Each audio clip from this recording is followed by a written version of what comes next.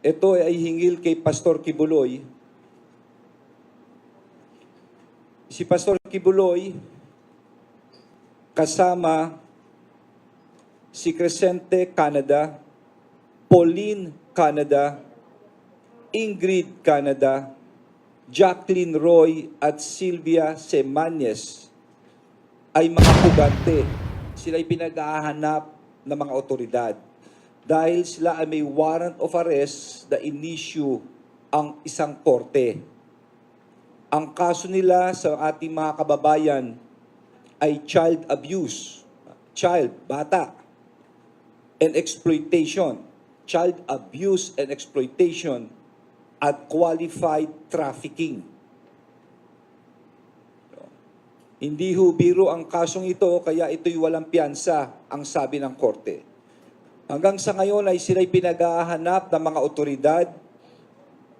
Gusto ko hong i-anunsyo sa mga nanonood at nakikinig na meron tayong mga kaibigan na gustong tumulong sa paghanap sa kanila at nag-o-offer ng reward ng 10 million pesos for any information leading to the arrest of Pastor Kibuloy and 1 million each for Crescente Canada, Pauline Canada, Ingrid Canada, Jacqueline Roy at Sylvia Semanes.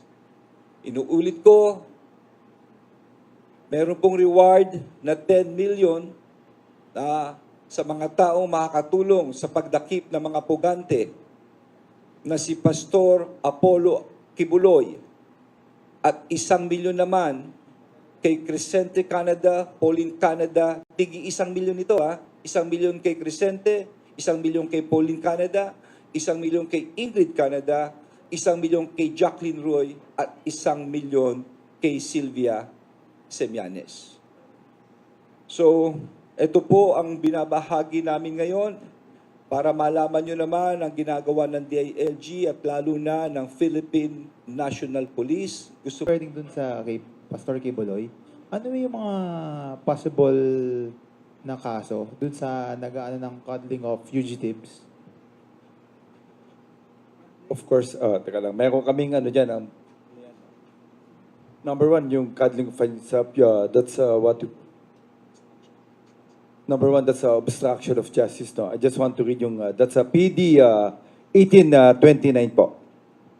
Obstruction of justice. Yun po yung pwedeng ikaso sa mga tao na nagtatago at hindi sinasabi kung asan yung ano, para ito po, harboring or concealing or facilitating the escape of any person he knows or has reasonable ground to believe or suspect has committed any offense under existing penal laws in order to prevent his arrest, prosecution, and conviction. Chief, follow-up ko lang, kasi may mga recent statements si former President. Are you looking into it?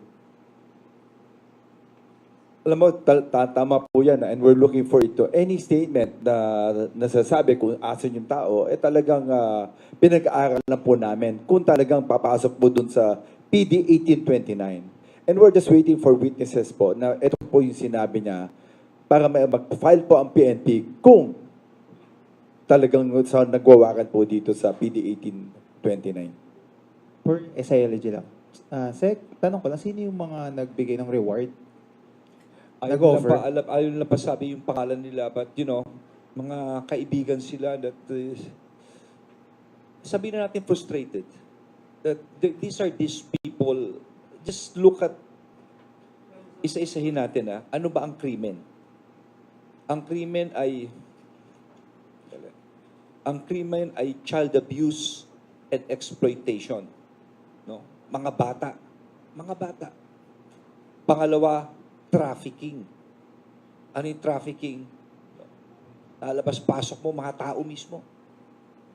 At ito'y walang piyansa. So, itong mga taong ito, parang na-frustrate sila. Bakit gano'n? Parang, simple lang naman Ako'y nananawagan kay Pastor Kibuloy. Alam nyo, ito naman ay warrant and we have to implement this. Kung talagang wala po kayong kasalanan, Pastor, meron tayong tinatawag na korte, no? Na sumurrender na lang po tayo para matapos na po ito. Harapin po natin ang akusasyon kamukha ng ginagawa ng ibang ordinaryong tao. Dapat ganun ang mangyari. No? Pero sa nangyayaring ito, parang tinatapakan ang sistema ng pamahalaan. Parang niyuyurakan eh. Magsiserve ka ng warrant para ikaw pa masama. Hindi ba? Basta simple lang. Ang batas ay batas. Ang may kasalanan, mananagot. At yan ang gagawin namin, Pastor Kibuloy. Ngayon, simple lang. May warrant, wala kang kasalanan, sumuko ka. Sumuko ka. Mahirap ba yun? So, ito po nangyari rito. Kaya meron po kaming mga kaibigan na they're so frustrated about what's happening right now at gusto makatulong. Kaya nagbigay ng reward ng 10 million pesos. Last on my part, may monitoring ba na hindi pa naman nakakalabas sila ng ibang ng bansa? Well, as of now, as per our intelligence, nandito lang sa bansa yan. Thank you. Thank you, sir. Next.